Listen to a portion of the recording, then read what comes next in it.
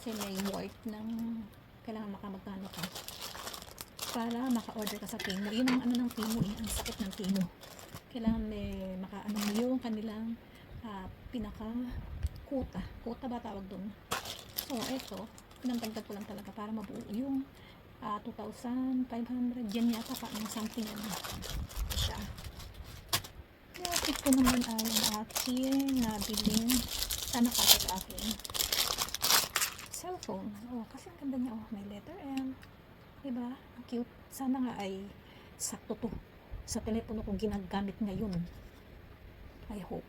Mamaya. Tapos, ito yung pantakit ko ng maleta. Sana ay sukat siya. Pinabili ko pang ano to sa maleta. Sana ay sukat siya. Ito na. Isukat natin siya sa maleta. Kung kakasya ba siya.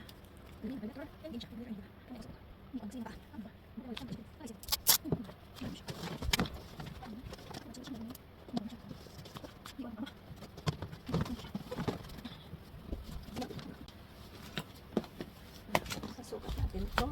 Yan, sukat naman siya. Tapos, ano mo lang dito sa dito sa ilalim. O, diba? Ang cute na letter M. Ito naman na mga bata. Nakalimutan ko ng order ko. Ano nga ba siya? Ay, see. Ito ay panlinis, panlagay doon sa panlinis ng sahig, yung map, pang map. Ganito po yun. Dito siya nilalagay. So, ng sahig. Dito lang 1, 2, 3, 4, 4, 5, 6. Dito siya. Ito mo siya. Nakakabasa. Dito siya nilalagay. Yan. Then, ito naman ay light LED. Napaka-iksi naman pala nung nabili ko.